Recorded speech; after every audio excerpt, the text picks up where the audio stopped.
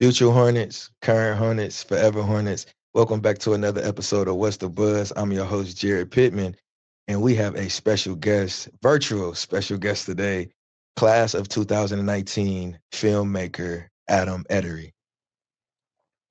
Hey, thanks so much for having me on. Excited to chat.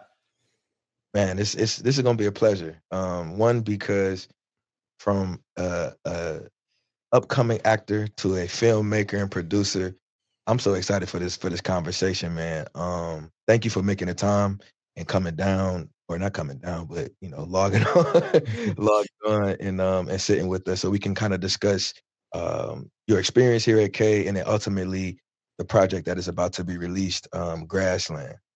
So, just to kind of get the people familiarized with you, you're a producer of film, and you've been a part of different projects. I think when I was doing my research, I found 5 projects of yours. Am I correct? Or Yeah. I don't. I need to check what my IMDb has listed.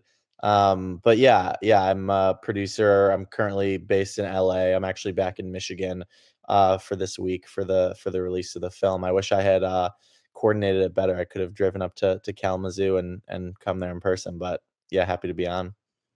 so when was the last time you was on your stumping grounds? Was it when they did the showing for Grassland at Arcus? I was actually there for homecoming this past October, yeah. For our 5-year anniversary, which is crazy. Yeah, some of my friends and I kind of all planned to come back, and I was going to be on campus for like a different film project actually, but I just was there and it was great. So let's just jump right on in. So my first question is kind of what I like to ask most alums or people who just find themselves interacting with Kalamazoo College. How were you introduced to K? Yeah, my sister actually went to Kalamazoo College. She was 4 years older than me, so she graduated from K in 2015. So it was always kind of on my radar from that, and she really loved it. I remember she studied abroad in India her junior year, and we went and visited her there, and it was just like such a crazy, fun experience. And then when it was my senior year, and I kind of started like the college search a little bit, she was like, "You should consider K," and I came and stayed with her her senior year, and it was just super fun and I loved it. I think we went to like a movie showing in Dalton, and then we went to a play, and we just like she took me to all of her favorite spots downtown, and I kind of just fell in love with the city, and I was sort of like, I think this is my place. Yeah. So where are you from originally? Originally from Huntington Woods, Michigan, so like southeast Michigan area. So I'm about 2 hours from Kalamazoo. And was your high school larger, smaller, about the same size as K? Yeah, it was like almost exactly the same size actually. I think my graduating class at K was like 280 people, and my graduating high school class was like 270. So it was like almost exactly the same. Yeah. But it's funny because in high school, you don't really know a ton of people because you're not like living there.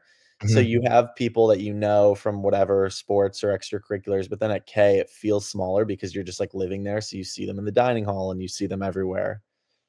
Yeah, so I always make the joke that you informally learn people's patterns and schedules.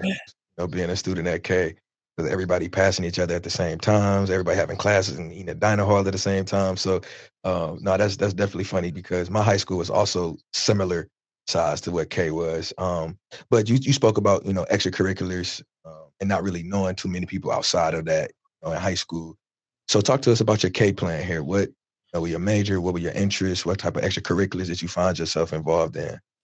Yeah, so I was an anthropology and sociology major, and then I minored in Spanish and political science. So my kind of journey through K and into where I am now was probably both like very random and also something that I'm sure a lot of K grads experience because of how equipped K makes you for the world, right? For So sure.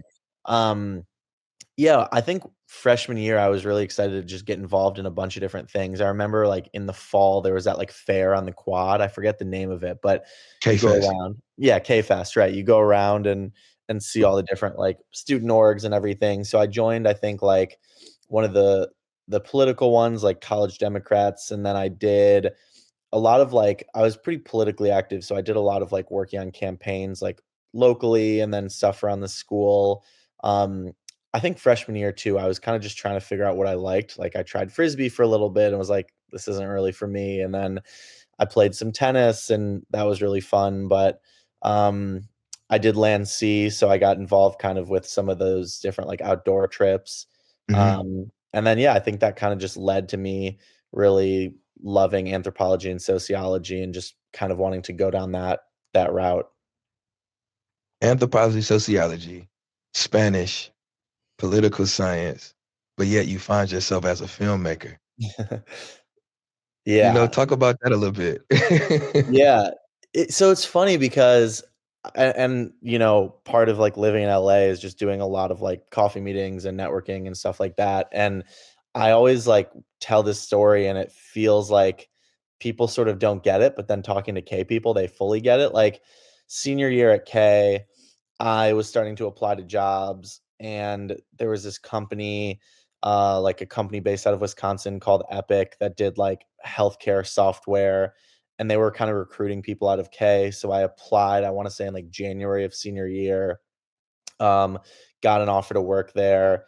And it was totally unrelated to like anything that I majored in. But I was kind of like, I think like the lazy part of me took over a little bit. And it was like, well, if I accept this job, I don't have to like keep looking for jobs. And Madison seems cool. So I did that. I moved to Madison and I just found like very quickly that the job just like wasn't for me. It just didn't really fit with what I wanted to do and I wasn't really great with like the technology component of it. So I left that job and then in the summer of 2020 I took a road trip out to Los Angeles just to kind of like visit a friend that was living there and I was like, "Oh wait, it's sunny all the time and it's great and it's filled with creative people." And I kind of had this little seed planted in my head of like, "Oh, Los Angeles could be pretty fun." So I started sort of plotting of like what would it take to move here? How do I get a job in this city, etc. And at that point, film still wasn't necessarily like the thing I wanted to focus on, although I knew that film was in LA. But I was more so just trying to like escape, seasonal depression in the Midwest a little bit and just kind of get a change of scenery because it was also like during COVID. So I ended up moving out to LA in May of 2021 and I started working part-time at a small like commercial production company that a few people that I knew from my high school had started. So I was kind of like their first part-time employee. And um that really kind of ignited my love for film and for producing because I just found that it took a lot of the things I learned in college and applied them in a way that made sense for me in terms of just like understanding people and understanding how to work with people and motivate people and how to tell stories and how to make a social impact. So that was I think when it became a real passion for me and then that led into the commercial stuff led into the feature film that we did, Grassland, and then that led into me leaving that company and kind of starting my own production company to just focus full time on features. So moving out to LA, trying to escape, seasonal depression essentially, and go and visit a friend. Where did the creativity come from? Right? Because I'm kind of making the general connections for myself as far as like now me being a creative. But essentially, my entire life, when I look back at it, I've always been a creative. I've always kind of been a storyteller. I've always kind of been an entertainer. So when can you recall the earliest of you and your creative niche and your creative processes and things of that nature? Yeah, it's funny because I think looking back at it, exactly what you said, I didn't feel like I was a creative until I was doing something in the film industry. But then when I look Mhm. back at it, I'm like, no, the seeds have always been there, right? Like even freshman year at K, I took, I think, fundamentals of acting. And at the time, I was like, oh, this is a class that'll be easy and whatever. And I was taking two other like intense classes at the time. So that felt like, okay, this is my easy one where I can relax. But I really enjoyed that class. And I found out based on my talent level that acting was not for me. But I was like, oh, there's something creative that's happening in my mind, even if I'm not like fully cognizant of it. And then I took like intro to creative writing sophomore year, and that was really great. And I worked at the writing center. So I think there was always these little seeds of like maybe at heart I am a creative, or I have these creative sort of passions that I want to explore, but Mhm. I never like let myself actually believe that that could be a career path for me until I fell into producing. And then it all clicked into place where it was like, oh, I can take my writing skills and I can take my people management skills and I can take my understanding of systems of power and society and just how people operate, and I can kind of mold them all into, one profession. I think that's really dope, because it really is a testament to the Clay plan.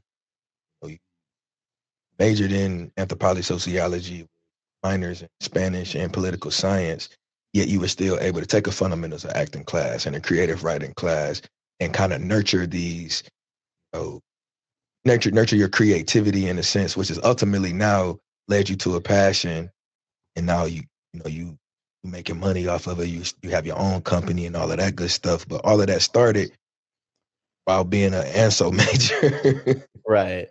and Yeah. kind of escaping the rigor of those disciplines that you attach yourself to.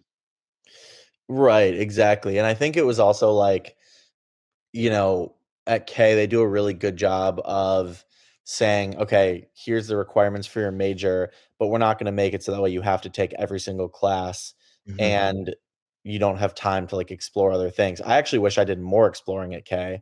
I think that I was like very much out of the mindset of like, oh, I have to do more classes that are within these things, and I actually realized that I had, like, more room to explore other things. Like, I didn't even take any filmmaking classes at K. I took fundamentals of acting, and I took a writing class, but since kind of being in film and connecting with the university in this way, or the college in this way, meeting, like, Jakin and meeting Danny Kim and these professors, I'm like, "Oh, man, I really wish that I had taken classes with them because it seems like it would've been great." But I'm also really grateful that I, found film when I did. Absolutely. So let's talk about the feature film Grassland. Um, what was the inspiration behind making this film? Yeah, so I was working at a company in Los Angeles called Exit 14. I was sort of running a lot of their commercial production, and it was a small company. It was me and the two founders and our editor, this guy named Will. And one day we were all sitting in the office, and Will was like, "Hey, do you want to watch this short film that I did as my sort of senior thesis for college?" And I was like, "Sure." And we all sat down and watched it, and it was really great. And it was this sort of short film version of what ended up being Grassland. Initially, it was called Beneath the Grass. And we were like, "Oh, this is interesting." And he's like, "Yeah, we actually have a script, like a feature film version of the script." And Sam and Jeremy and I at Exit 14 all read it, and we all really loved it. And we kind of collectively were like, "Listen, we don't know what it takes to make a feature, but we love the project." And for me specifically, the film was very much social justice forward. So I felt a connection to the material in that way because at the time I was doing a lot of commercial production, which was really great on the creative and producing side, but I feel like I had lost a little bit of that like political social Mhm. justice component of storytelling. So we basically signed on, and I signed on and said, "Hey, like I have no idea what I'm doing, but I'm going to just try to get this film made." And then I took the film out to um, you know, to different producers I knew and different folks, and then we got really lucky with, being able to get the funding for it and get it made. So one of the stars of the film is also another K alum, Quincy Isaiah, and then if I'm not mistaken, another K alum, Sean Powell, Mhm. also worked on the film as well. So what was it like, connecting with Quincy and Sean and working with them? Yeah, it was a really great process. So what's funny is I didn't really know Quincy or Sean too much when I was at K, just being in different grades. But when I moved out to LA, when I was thinking about moving out to LA, I didn't know a ton of people out there, and I was gonna take a trip out there in, like, March of 2021, and I messaged Quincy, saying like, "Hey, um, I'm a K grad, I'm thinking about moving out to LA, like, would love to connect." And he's like, "Hey, good luck with the move, that sounds great, like, I'm a little busy right now." Turns out he had just booked Winning Time, and he was filming Winning Time. I was like, "Okay, no worries." And then hadn't talked to him for a while, and then when Grassland came about, I just decided like, hey, there's a great role for him in this film, and I have no idea if he'll respond, but I just sent him a DM on Instagram, and he was really kind, and he responded, and we ended up getting coffee, and I gave him the script, and he read it, and he really liked it, and then he brought the project to Sean Powell, who read it and liked it as well. So yeah, Quincy signed on to star in it, and Sean signed on to kind of help on the producing side, and that's how it was. And it was really a great process. I mean, anybody who knows Quincy will attest he's like the kindest person ever, super Sure. genuine, super down to earth, like super I don't know, just goes the extra mile for people. And even him signing on to the project really was the catalyst to helping to, get it made, which was really great. Yeah, I can definitely attest to that. As somebody who is aspiring to, be an actor and get into the film and all of that good stuff, he's definitely been a huge help for me. So I definitely share that same sentiment. So what was the creative process like for this project? Yeah, so for Quincy's character specifically, I think he signed on and then he worked with the writers and directors, these two guys, Sam and Will, to kind of beef up his character a little bit, flesh it out a little bit more. So the script was still going through some changes in like spring of 2023. And Mhm. then on the producing side, me and my other producer, this guy David, we were sort of out working on the packaging of the project, so getting other actors on board, fundraising for the project. And once we sort of had raised enough funds and had gotten enough of the actors on board, it became real sort of overnight, almost to the point where it was like, oh, this is happening now. And we had a location to film. We were going to film most of the film in New Jersey at our director's childhood home, in Montclair, New Jersey, which we did. So from there, it was just kind of like off to the races. It was not a smooth process by any means. Independent filmmaking is really, really hard and comes with a lot of challenges that you can't just like solve by throwing money at the issue, because you just don't have that money usually. Yeah. But yeah, we just went down to New Jersey and kind of figured out how we were gonna do this thing. Onboarded a team of people, and we were off to the races. So creating socially conscious films and projects, I'm sorry, can be considered some of the most like difficult work in film and in the industry, I would assume. So how was it navigating that adversity that came with overall idea of Grassland, uh, and conveying the message that you wanted to get across? Yeah, I think what was actually really nice was that the story was based on like lived experience of our director. So a quick log line of the film for anybody listening to this is like, a single mom is illegally growing weed to support her son, and then a police officer and his grandson move in next door. So basically, our director, his mom, was illegally growing weed when he was a kid, and he wasn't able to like have friends over, and he had to kind of hide it in secrecy, and he was always worried that she was going to be arrested and imprisoned. So drawing on that experience, I think, helped to tell the story that we all wanted to tell. And even in the filmmaking process, his mom was on set. She was consulting on, the film. She was sort of our construction coordinator as well, because we filmed at her home. So I think the lived experience of it really helped to get the project to kind of where it got to. And it also got a lot of buy-in from people on set. I think a lot of people, especially because filming days are really long and Yeah. be really draining. When people think, oh, this is a story that needs to be told and that is going to make a positive societal impact, I think people are a lot more willing to, go the extra mile, show up, have a good attitude because they really believe in what we're doing. So would you say that like socially conscious uh, projects are things that you like to prioritize within your filmmaking, within your producing, given your Ansel background, and like you said, when you first got to K, you were kind of heavily involved in the politics around campus. Yeah, I would like to think that, but I think the reason that I can't like say, okay, these are the only films I'm gonna make forever is just because it's independent filmmaking is such a crapshoot, and it really is kind of the wild, wild west of like looking for opportunities and looking for ways to even make it like a sustainable career. So the next film that I'm working on is actually based on the 2016 Uber shooting that happened in Kalamazoo. So that one kind of touches on gun violence, and that was a story that I was really passionate about writing and telling.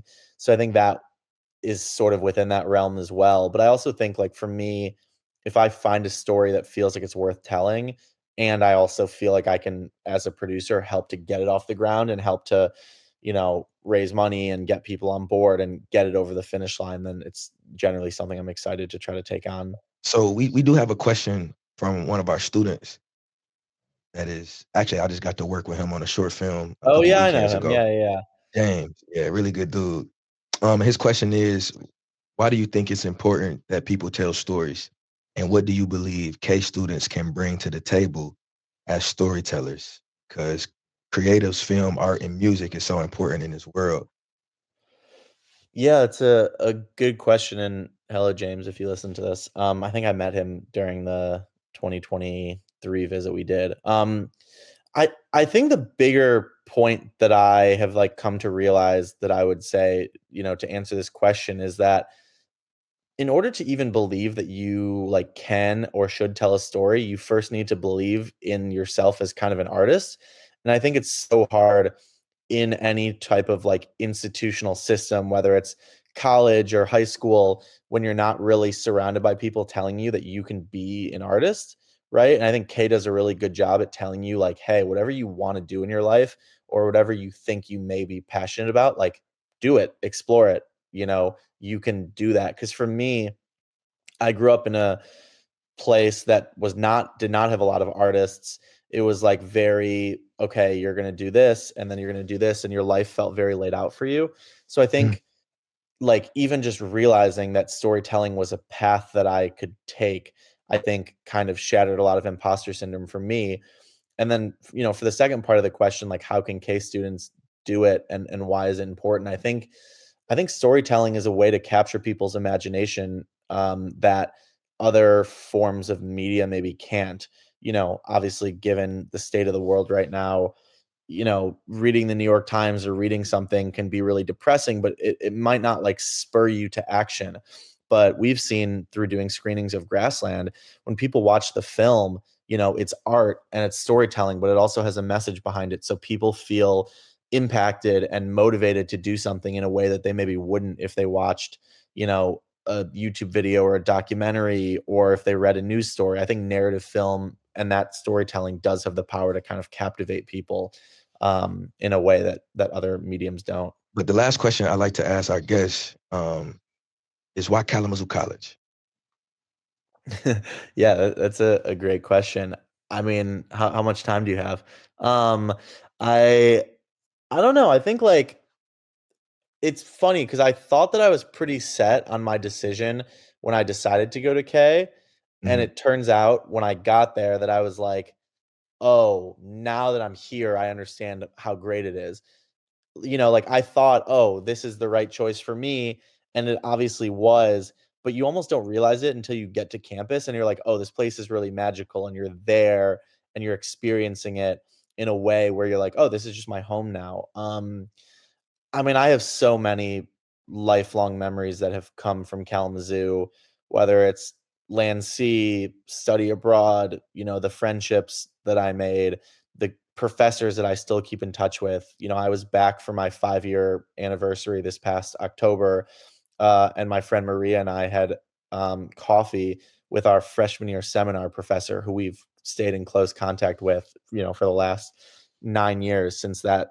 that course. So I just think that I don't know, there's something it sounds really cliche to say, and I'm sure everybody says this about their alma mater, but, like, there really is something kinda magical about Kalamazoo that I don't think, other colleges and universities have, just in the way that you get so close with people because it is this really tight-knit community that also opens you up to the world. So, yeah, I mean, I have nothing but great things to say about this school, and I was having a real memory trip during homecoming last October, and I it definitely made me wanna, come back and visit more often.